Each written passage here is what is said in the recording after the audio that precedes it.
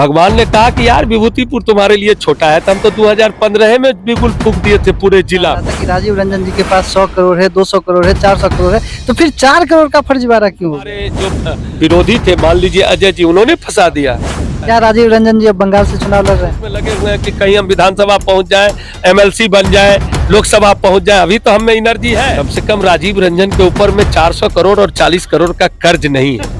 अभी हम समस्तीपुर के एक ऐसे शख्सियत से मिलवाने जा रहे हैं जिनकी चर्चाएं बिहार विधानसभा चुनाव में इतनी ज्यादा तेज थी कि टिकट मिलने की तो बात छोड़ दीजिए, जीतने तक की आशंकाएं लगाई जा रही थी। लेकिन टिकट मिलने से मात्र महज 2 से 3 दिन पहले ही उनकी गिरफ्तारी होती है और क्षेत्र में चर्चा जो है फर्जीवाड़े की चलने लगती है। कैसे हैं सर? नमस्कार आपके दर्शकों को। और मैं बिल्कुल ठीक हूँ, देखने से नहीं लगता आपको। मेरा पहला सवाल है कि आपने कितने का फर्जीवाड़ा किया था और किसका किया था?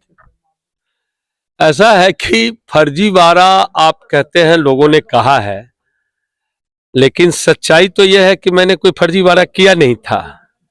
हाँ, हम अपनों का शिकार हो गए।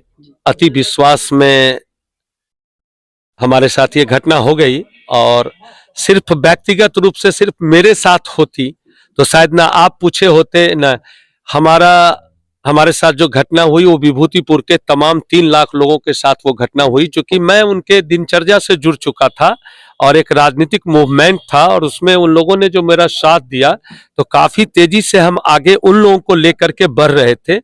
और शायद चुनाव में अगर मेरी सहभागिता होती तो चुनाव हम जीतते, लेकिन ईश्वर की नियति नहीं थी, या कुछ मुझे लगता है कि कुछ और मेहनत करने की जरूरत है। इसलिए लोगों ने, भगवान ने भी बोला है कि इतनी जल्दी कैसे, तुम 5 महीना में तुम चुनाव जीत लोगे तो गड़बड़ हो जाएगा। थोड़ा मेहनत विभूतिपुर में और करो, लोगों का काम और करो, शायद अगली बार मैं लड़ूंगा नहीं लड़ूंगा वो अलग बात है, लेकिन तैयारी तो हमारी रहेगी, लोगों से तो हम जुड़े रहेंगे।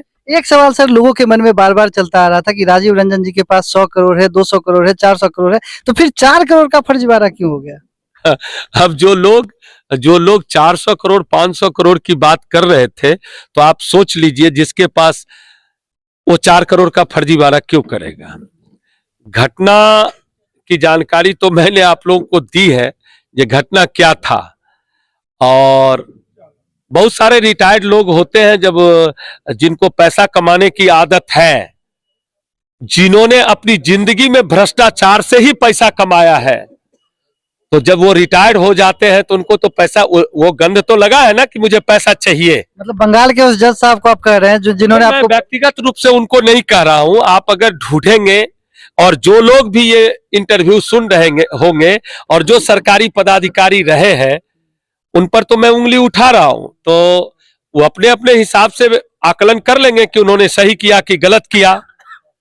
कोई आदमी गर्व से कहता है कि हमारे पास 60 ट्रक है और 40 करोड़ रुपए का शीशी है।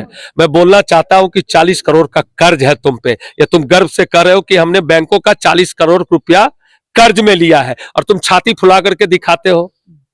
कम से कम राजीव रंजन के ऊपर में 400 करोड़ और 40 करोड़ का कर्ज नहीं है। अरे भाई, हम लोग जो काम करते, छोटा मोटा काम करते हैं, आप आए जो भाई हम आपके यहाँ रुपया लगाएंगे, हमने लगा दीजिए, ब्याज लेंगे ले लीजिए, ठीक है। इसमें अपराध कौन सा हो गया? गांव के एक फुटकर विक्रेता से लेकर के जितनी बड़ी बड़ी कंपनियां हैं सब इन्वेस्टमेंट लाती है। कुछ कंपनियों ने तो इस तरीके से अपना एजेंट नियुक्त कर रखा है कि कंपनी के लिए पैसा उगाही करके लाते हैं, और यहां तो 1 to 1 है। उनको लगा कि शायद हमारा पैसा डूब जाएगा। पूर्व में वो कलकत्ता हाई कोर्ट के न्यायाधीश रहे हैं, कितना बढ़िया जजमेंट लिखते होंगे, वो तो सामने है। उनको लगा कि शायद यही रास्ता सही है, तो उन्होंने वही रास्ता अपनाया। अच्छा, आपका जो जेल जाना है, जो 4 महीने आप जेल में काट के आए हैं, तो जेल जाना आपका व्यक्तिगत था या राजनीतिक था? राजनीति का इससे कोई नहीं, क्यों बदनाम करते हैं राजनीति को? लोग कह रहे हैं कि मेन टिकट के समय आपका जेल जाना किसी का हाथ हो सकता है राजनीति के तहत। आप एक चीज याद रखिएगा, राजनीतिक और राजनेता तो खामखा बदनाम है। साजिश रचने वाला तो वो जो एसी चैम्बर में जो बैठा है या काला कोट पहन करके जब इजलास पर बैठता है, साजिश तो वो लोग रचते हैं। नेता तो ऐसे बदनाम है, नेता का केस लेकर के तो वो लोग खुश होता है कि अच्छा इस बार हम चूड़ी टाइट करेंगे, और वो ये नहीं वो भूल जाते हैं कि उनको भी फिर से इजलास से उतर करके उनको आम जनता ही बनना पड़ेगा। तो राजनीति का क्या आप इसमें कहना चाहते हैं? क्या मेरी पार्टी ने हमें फंसा दिया? क्या हमारे जो विरोधी थे, मान लीजिए अजय जी, उन्होंने फंसा दिया? ऐसा नहीं है, हमने तो कभी नहीं बोला कि उन्होंने मेरे साथ ऐसा किया है। अगर ऐसा किए हुए होते तो बंगाल के जेल में हम क्यों बंद होते? हम बिहार में होते ना, है? और मुकदमा करने के लिए तो कोई भी स्वतंत्र है। विभूतिपुर थाना में ही हमारे खिलाफ 3 मुकदमा है और उसी सेक्शन में है जिस सेक्शन में हम गिरफ्तार हुए।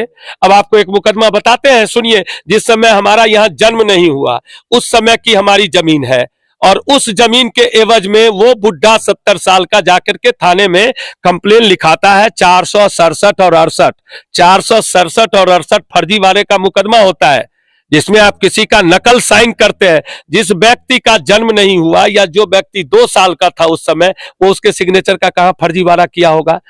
चलिए, उसने किया। हमारे जो विद्वान दरोगा जी थे, जब उनको कंप्लेन दिया गया तो मैंने बोला मुकदमा करने से पहले मुकदमा पढ़ तो लेते जो क्या लिखा है। मुकदमा विश्वास करने लायक भी होती है। तो आप बंगाल की बात करते हैं, बिहार के दरोगा की बात करता हूं। इसके पहले जो दरोगा जी थे विभूतिपुर थाना में, उनको मैंने पूछा, बोला आप नहीं जानते सर, बहुत प्रेशर था ऊपर से। हमने प्रेशर था इसका मतलब किसी का गला काट देंगे? आपको पता है किस सेक्शन में आपने मुकदमा लड़ा है? और उस व्यक्ति को जब मैंने मानहानि का नोटिस भेजा, आज तक उस व्यक्ति का जवाब नहीं आया, लेकिन थाना पर वो रोज जाता है। 120 एकड़ टबका कोठी का मामला है। उसमें एक छोटा सा केवलदार 4 बीघा का, हमारे दादा भी हैं, हमारे चाचा लोग हैं, उसमें जाकर के किसी को नहीं देखिए, किसी को टच नहीं किया उस व्यक्ति ने, हमारे खिलाफ मुकदमा किया। दूसरा मुकदमा, उसमें भी हमारे पिताजी 6 भाई थे। कोई चीज लेन देन है तो 6 का ना हिस्सा है, अकेला तो मेरा नहीं है। उसमें भी टारगेट बना करके हमको किया गया। तो जहां भी आप थोड़ा सा बढ़ने की कोशिश करेंगे तो लोग तो आपके पीछे लगे हुए हैं। जब चुनाव का समय था, विभूतिपुर में नई नई योजनाओं को लेके आप काफी चर्चा में रहे। कभी आपने कहा कि हम हर जगह हर पेठिया पे जो है शौचालय बनाएंगे महिलाओं के लिए। कभी आपने बस चलवाया, जो पिंक बस जो है 1-2 महीने चला भी। जब आप जेल चले गए तो बंद हो गया। लेकिन बहुत सारी योजनाएं की चर्चा थी, युवाओं को खास करके जो ग्राउंड थे, ग्राउंड पे आपने वॉलीबॉल और क्या क्या पता नहीं क्या क्या आप योजनाओं का शिलान्यास किए थे। तो क्या अब जो है वही सारी योजना यहाँ धरातल पे दिखेगी, या जेल जाके आए तो राजनीति से आप संन्यास लेने वाले हैं? राजनीति भाई, राजनीति में संन्यास होता है, समय भगवान संन्यास कराते हैं। अभी हमसे बहुत उम्र वाले सब जो है सो अभी भी राजनीति की उसमें लगे हुए हैं कि कहीं हम विधानसभा पहुंच जाए, एमएलसी बन जाए, लोकसभा पहुंच जाए। अभी तो हम में एनर्जी है। हम कोई बुढ़ा हो गए कि हम नहीं जा सकते राजनीति में, या यही हार हो गए? हर हार में एक जीत होती है। और जो चीजें मैंने अभी आपको कहा ना, कि जो चीजें मैंने कही थी वो मैंने अपने स्वेच्छा से कही थी। हमें पता है कि समाज को मेरी जरूरत है, चाहे मैं कितना सक्षम हूं नहीं हूं मुझे नहीं पता। ईश्वर है, जो मैंने घोषणा की हुई है उस कमिटमेंट को जमीन पर विभूतिपुर में उतारने का मेरा पूरा कोशिश रहेगा, चाहे मैं कहीं भी रहूं। विभूतिपुर तो अब हमारे हृदय में बस चुका है, इसको कहां छोड़ेंगे। आपने कहा था कि विभूतिपुर में हम बेस्ट हॉस्पिटल देंगे, जो कि पूरे समस्तीपुर में ऐसा हॉस्पिटल नहीं होगा। देखिए, ऐसा है, भवन आपके सामने तैयार है, ये घोषणा नहीं है। मैं इस उहापोह में था कि क्या इसमें शुरू करूंगा। हम धन्यवाद देते हैं अपने ग्रामीण लोगों को कि उन लोगों ने ये जमीन मुझे आज से 15 साल पहले दिया था। अगर मैंने नहीं किया तो ये मेरा दुर्भाग्य है, मेरी गलती है। लेकिन बिल्डिंग अब बन चुकी है और मेरी पूरी इच्छा है कि हम इसमें हॉस्पिटल खोलेंगे, जल्द खोलेंगे। विभूतिपुर की बहुत सारी जनता है, देख रही है, पूरे समस्तीपुर ही नहीं, बिहार जूम के माध्यम से जितने लोग जुड़े हुए हैं। तो क्या विभूतिपुर में फिर से वो योजना जिसकी चर्चा अभी कर रहे थे, वो कब से मतलब स्टार्ट होगा? देखिए, पहली बात तो राजनीति करने वाला व्यक्ति चुनाव के बाद बहुत कम नेता होता है जो अपने कार्यकर्ता या अपने वेंडर को पैसा चुकाता है। तो जब मैं चुनाव में नहीं था और इन लोगों ने 3-4 महीना जो मेरे लिए समय, ये तो कुछ पैसे हैं लोगों को, पहले तो इनको दे दूं जिसको आज खत्म कर दूंगा। उसके बाद हमारी जो योजना है उस पर हम काम करेंगे और उसके लिए कमेटी बना के करेंगे कि अगर इस तरह की घटना हो भी जाए तो कमेटी संभाल लेगी। इसलिए वो मंच बना के, फोरम बना के काम करेंगे। क्या राजीव रंजन जी अब बंगाल से चुनाव लड़ रहे हैं? नहीं नहीं, इसकी कोई चर्चा नहीं है। ऐसा क्या, हम बंगाल कहाँ से जाएंगे चुनाव लड़ने के लिए? फिर यहीं चले जाइएगा। हाँ, जब चुनाव होगा, चुनाव तो होते रहता है।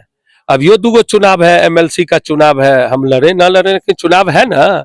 उसके बाद फिर आपको लोकल बॉडी का चुनाव है, उसके बाद अगली बार एमएलसी का चुनाव है, फिर देखते देखते 2029 का चुनाव है, फिर 2030 का चुनाव है। चुनाव तो हो ही रहा है और अच्छा तैयारी करने का समय मिलेगा। अगला चुनाव लड़ने के लिए तैयारी होनी चाहिए ना।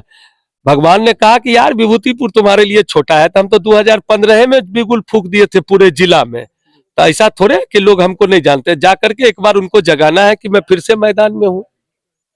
बहुत सारे लोग जो है बिहार जूम के माध्यम से आपको देख रहे हैं, क्या कहना चाहेंगे? मैं तो इतना ही कहना चाहूंगा, गलतियों के लिए मुझे क्षमा करेंगे। जाने अनजाने में जो गलतियां हुई है उसमें आप कहीं दोषी नहीं है। हमारी नेग्लिजेंसी ने मुझे इस चुनाव लड़ने से वंचित कर दिया। शायद अगर हम पहले सचेत होते तो इस तरह की घटना नहीं होती।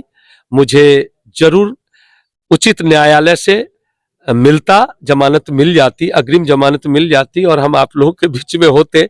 लेकिन मैं अति विश्वास में मारा गया। आप भरोसा रखिएगा कि आपका भाई चोर नहीं है, किसी को चीट नहीं किया है, किसी के साथ फ्रॉड नहीं किया है।